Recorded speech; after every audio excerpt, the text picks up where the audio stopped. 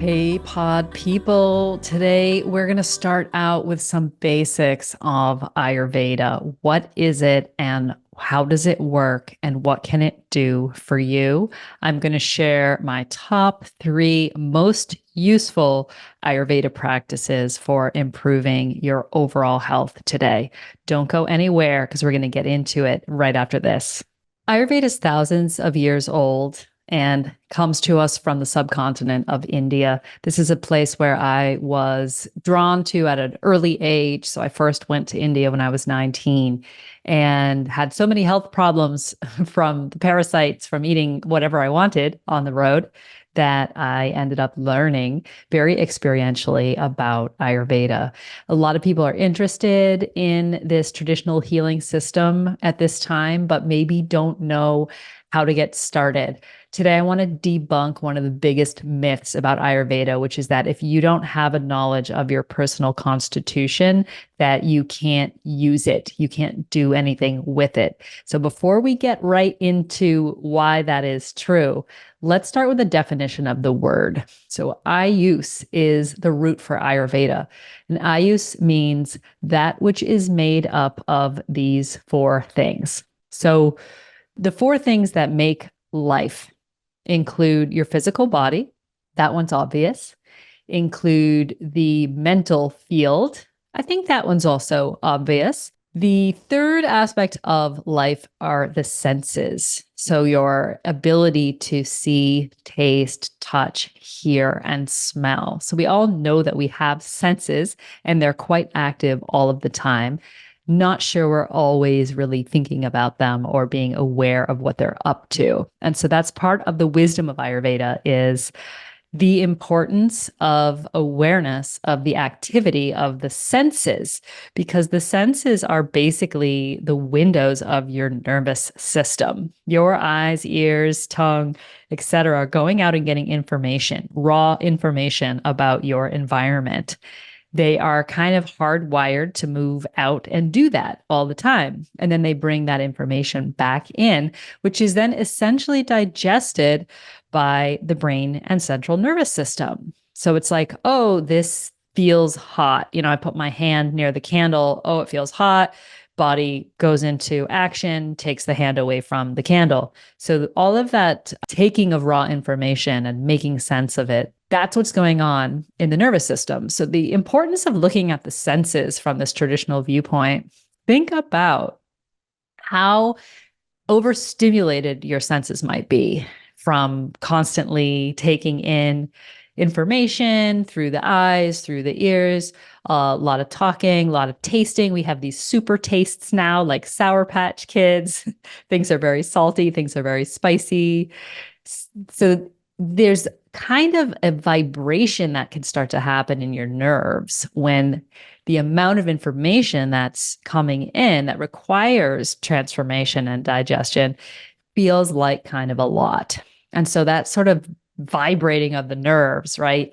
You could call that stress. You could call that kind of feeling overwhelmed or feeling stressed out. And so what the Ayurveda texts are pointing to with number three aspect of life being the senses is how important the activity of our eyes, ears, nose, touch, etc., is to our overall health. So the yogis knew that too, right? The yogis are very interested in moderating the activity of the senses. And that's the difference between just sort of moving through the world, just eating whatever you want, right? And having a little forethought and sometimes being careful because you don't feel great. So you're going to not eat that thing, even though it might taste delicious and sound amazing, but there's a part of you that knows it's not great, right? So you have the ability to moderate what the senses are up to in order to take some agency in your health. The number four aspect of life is the soul. And that's interesting. Soul could mean a lot of different things to different people, but what I've noticed in my Ayurveda journey is that an Ayurvedic physician that I'm working with is always concerned with whether I'm happy, and also whether I'm satisfied with my life, spiritually satisfied as well as material materially satisfied. There's a feeling that satisfaction describes, which is when you're like, you're okay. You're okay in the present moment. You're not always feeling like there's something else that should be happening or something else I should be doing. So there's a sense of sort of feeling grounded, feeling rooted in the self, feeling comfortable in our skin. That I do think that essentially comes from a soul level and is one of the four aspects of achieving a state of wellness. So Ayurveda means the science of life. So the science of integrating these four things. So the idea in Ayurvedic medicine is that if the physical body, the mind, the activity of the senses, and the soul are not all taken into consideration, we may find that our wellness is elusive. So, right there, we've got a very holistic sense of how we're looking at the body. Ayurveda is going to use all sorts of tools to apply changes to keep the body in a state of balance. So we do use food. Food is medicine, and digestion is of paramount importance in Ayurveda. On this pod, you will hear a lot of talk about using food as medicine and how to improve digestive health, because Ayurveda teaches that the building blocks of disease happen in the digestive tract. So that which lies between the mouth and the anus, that big tube, right? That comprises a stomach, a small intestine, and a large intestine. All of that going on in there, all the digestive enzymes, all the wind, all the water, all the food moving around, having that system working in an optimal way provides the building blocks for the tissues of the body. So we literally are not only what we eat, but also what we digest, right? So you can put it in your mouth, but then what happens? So we have a lot of talk about how to optimize digestion in Ayurveda, and it's really important. It's kind of the groundwork for wellness otherwise in your experience in this body. Does Ayurveda have to oppose Western medicine? Not at all. Very much can be a complementary therapy. The thing that I notice about Western medicine is that there's a very strong knowledge of using medicines, pharmaceuticals to maintain health in the body. And I think every one of us knows someone or is someone who is alive and well because of pharmaceuticals. So I'm not saying that they need to go away. However, pharmaceuticals seem to work really well for dealing with critical states of disorders in the body. Ayurveda really comes in when something is chronic, because Ayurveda's concern is with the root cause of a disorder in the body. Where is it coming from? Can we address it from the root level? So, for example, say somebody gets a sinus infection like once a year. It kind of comes back, right? About once every year. And so the person's taking antibiotics, and you end up taking antibiotics every year. And eventually, then you might start to have problems with the gut microbiome, you have difficulties digesting. And then, as we've already talked about, the digestion is so important. So, in the avoidance of having to use something that strong like antibiotics every year, Ayurveda would say, oh, you get a sinus infection. I'm sorry, did you say every year? Oh, is it usually at a similar time of year? Right. So we're going to ask that question. Is it in the spring when there tends to be more mucus in the body? Is it in the winter when you're kind of cooped up inside? What climate does this person live in? And then we might ask some questions about their diet, right? How do you digest really mucousy foods, right? What's going on that is causing the excessive amounts of mucus and the blockage, right, that leading to the infection in the sinus. So we're looking for the reason that keeps happening rather than just addressing the symptom that's in your face. That's what makes Ayurveda so fantastic for dealing with chronic issues. And I do see a lot of situations where a person is experiencing some problem in their body that it's not quite making sense through the Western lens. We can't quite get to the bottom of it or explain, why this is happening. Especially in those cases, I find Ayurveda to be very useful. So, working with Ayurveda, the things that we'll hear about first are the composition of the body. And so let me give you just like a 5-minute crash course on how Ayurveda views the physical components of a body.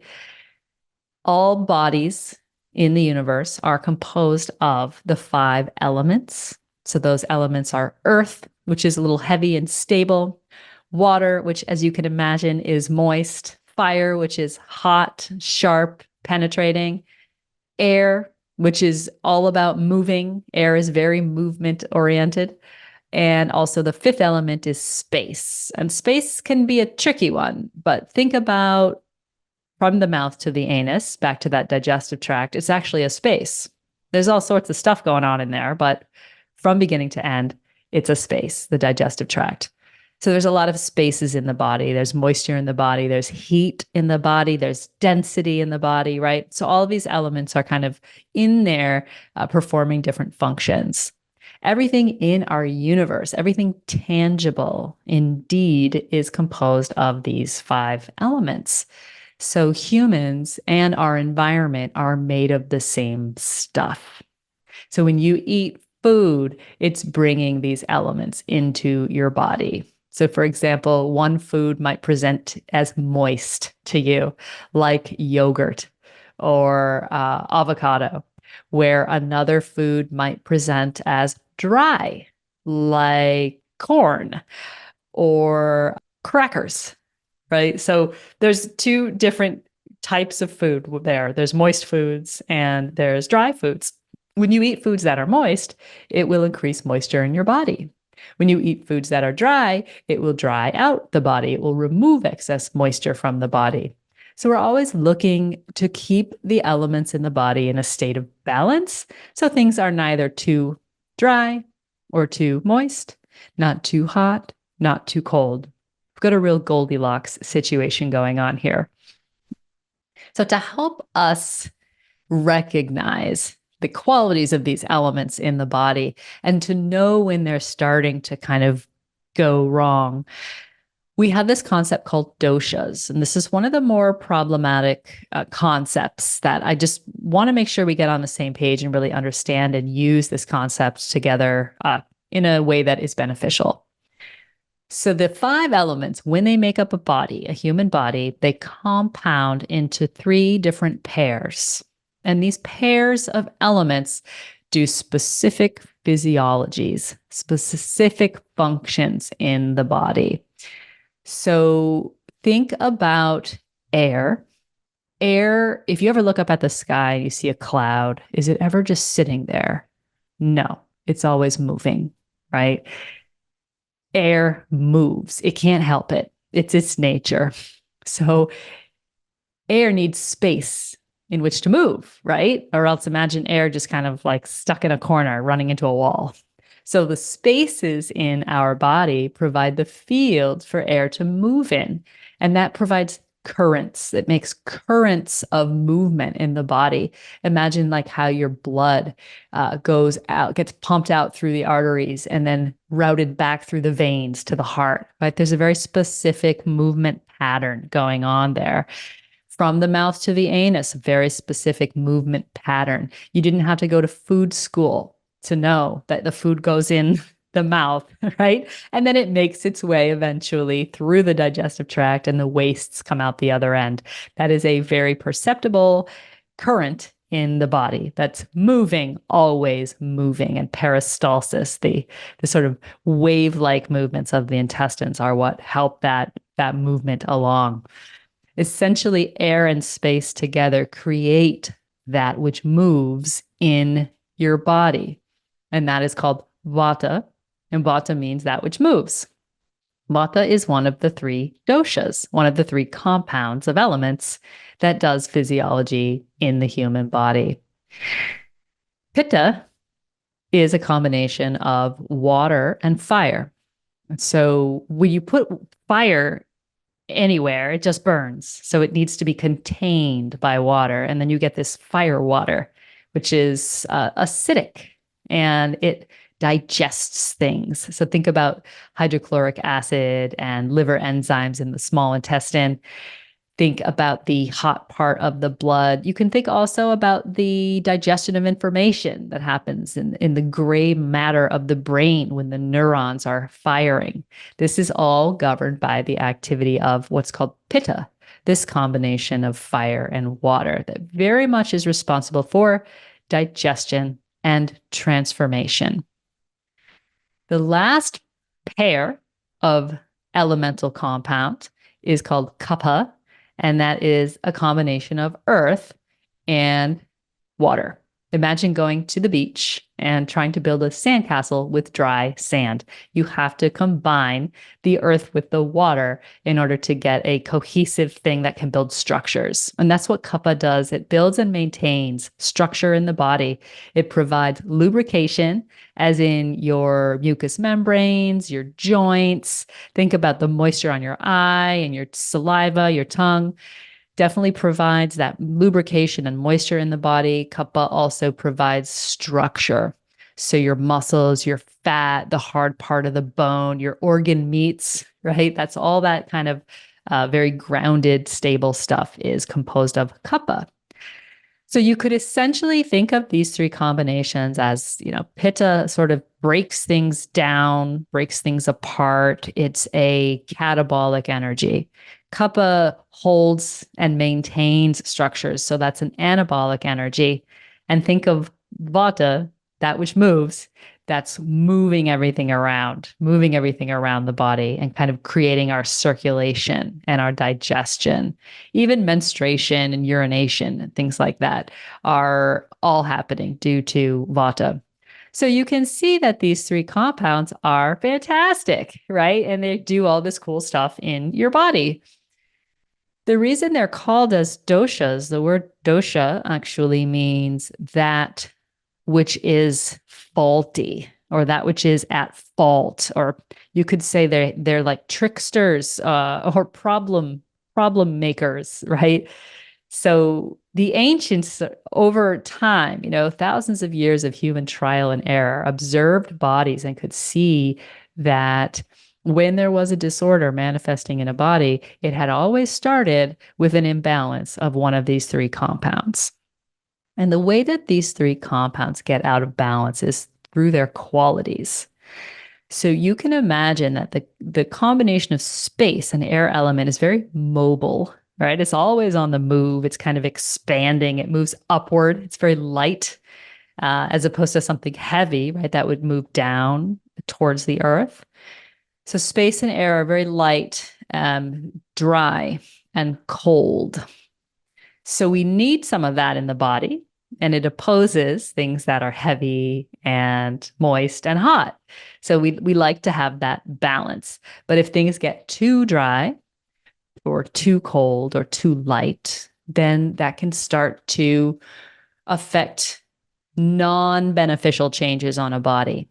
So let's say too much air is causing dryness in your large intestine, right? You're certainly going to notice gas and bloating, and eventually you're going to start to notice constipation, right?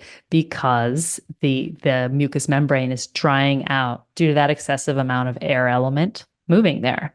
And if things get too cold, you'll have cold hands and feet, for example, right? Or you'll have a difficult time sort of staying warm and cozy. If things get too light, you might start to feel spaced out and have a difficult time focusing or keeping the mind on the project at hand. When things get too hot, right? Pitta is hot and wet. So it's like humid weather increases the qualities of pitta in your body. When things start to get hot, you will notice potentially an acid stomach. You might notice that you are overheated, or you having, waking up overheated in the night. The eyes could start to feel hot, overheated. So there's so many ways that we can feel acidic or overheated when you get too much of the hot quality of that pitta, right? So the first place you're probably going to notice that is in your digestion, a little bit of indigestion or kind of an acidy stomach. Just like the first signs of vata, you might notice the air element is bloating, right? Start to get a little too much air in the lower intestines. With kapha, that combination of earth and water, it's very heavy and moist. So things can start to get like kind of stuck or sticky. And that might look like excessive amounts of mucus, a little bit of a sniffle, potentially a loss of appetite if there's too much kind of mucus hanging out in the stomach. The skin could kind of feel clammy or clogged pores. And a person might also start to feel slow and heavy, kind of like you have a hard time like getting going, getting on the move. So when these elements, these doshas start to get out of balance in your body, that's when you'll start to feel things that don't feel great, and those are the signs that vata, pitta, or kapha is getting out of a little bit out of balance, right? And those are great things to learn how to recognize. When things are dry, what does dryness look like? What does heat look like? What is it like to feel heavy, right? Or to have excessive moisture or mucus in the body? It's really great to use this language as a way to understand your body. And every person, based on their DNA, you could say, you have a unique composition of these elements in your body. So the reason that like I might have a tank top on and the person next to me is wearing a sweater might be because I'm running hot and they're running cold. So you will probably notice that your body tends to be dry or tends to be moist, tends to be hot or tends to be cold or dry. And recognizing these things about your body is just great information because I can deliver you some very general principles for health that are just fantastic for everybody. But also, if you know that your body has a tendency to get dry, then you might be careful that you don't eat too many drying foods or drink too much coffee, or make sure that you have enough good oils in your diet. You might feel, if you're somebody who runs hot, like you'll just have an easier time of it and feel better if you take in less things that are really heating, such as coffee, alcohol, pickled things, and fermented things. Doesn't mean you can't have some of this stuff, right? It's when you start to feel in your body that there's too much heat, you start to feel that acid indigestion, for example, that you might gravitate away from some of those lovely foods like ferments and alcohol, for example. And the same goes for an imbalance of kapha. When you start to feel like sluggish, heavy, like a slow appetite or mucusy, a little sniffly, that maybe you take less dairy, maybe you take less meat, and you might gravitate towards eating more high fiber diet, more fruits and vegetables to sort of lighten up. And if we're sort of generally aware in that way and working with our food choices in that way, it's really easy and kind of effective to keep these three physiological compounds in a general state of balance in the body. And it's such a great thing to do, to feel for the qualities in your body and then make your choices about what kind of groceries you're going to buy this week, for example. The reason that having a knowledge of your constitution is not a prerequisite for working with Ayurveda to improve your health is because our seasons also act like the doshas, right? So there's a time of year when things are hotter. There's a time of year when things are more cold. Wherever you live, there is a time of year where things are relatively more moist or humid, I should say, or more dry, right? Even if you're used to a very small changes in humidity, even a little change, if that's what you're used to, is going to affect your body. And so, for example, say, let's look at some of those foods I mentioned as being kind of like heavy and slow to digest, like meat and dairy. There is a time of year where bodies are generally a little bit heavier and a little bit more slow, sluggish, and moist. That's in the spring, right? And that's because we've got all the snow melt. We've got all maybe the body kept a little fat tissue, kept a little mucus on the airways during the cold winter. And the body then wants to kind of get rid of that stuff in the spring. Spring is usually sort of a moist, rainy, cool time of year. So we might eat a little less meat and a little less dairy in the springtime, but we may enjoy those things all winter long. Back to some of those heating foods like alcohol and ferments and coffee, we might be a little more careful with how often we enjoy those things in the summer. And when the fall starts to come around, it starts to get windy and crisp and a little bit cool.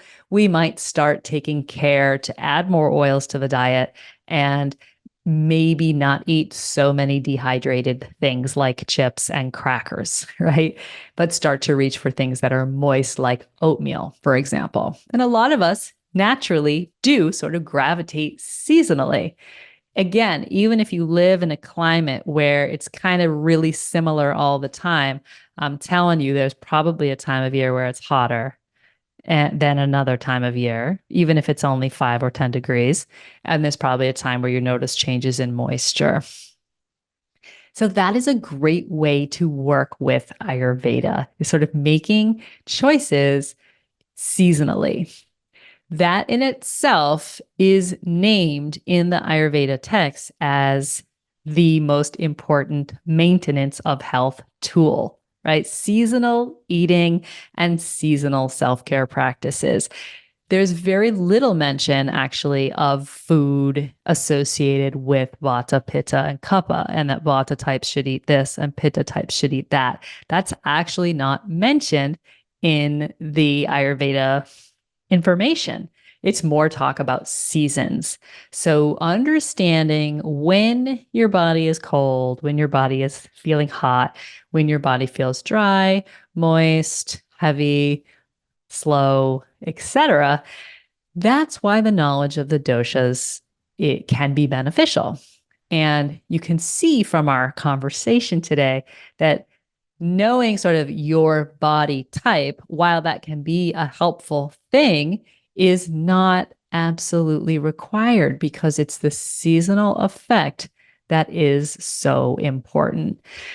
So take that to heart, my friends, that if you don't exactly understand or know everything there is to know about vata, pitta, kapha and your body, start by paying attention to the qualities that you feel. So is your skin dry? Do you have to apply some sort of moisture on a daily basis? Does your mouth feel dry? How about your hair, right? Is your hair dry? Is your poop dry, right?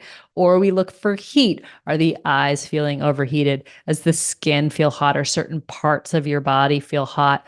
Is your poop hot, right? Hot poops or hot urine, right? You can feel when it's like kind of hot when you pee, and a steaming hot poop, right, is usually a little on the loose side, a little acidic and acrid. You can also look for the signs of sort of heaviness and moisture in the body. Again, back to the sniffle, or always look for a loss of appetite. That'll point you to excess mucus in the stomach, or even feeling really heavy or a sense of brain fog right after you eat. That can also point you towards an excess amount of mucousy qualities in the body. As we move forward together, we'll talk about also how we see qualities in the mind and in so many other fantastic aspects of the body. So stay tuned for more. First thing for now is to remember, pay attention to the qualities in your body and the qualities of your current season. And thanks so much for tuning in today. I'll see you next time on Everyday Ayurveda with Kate.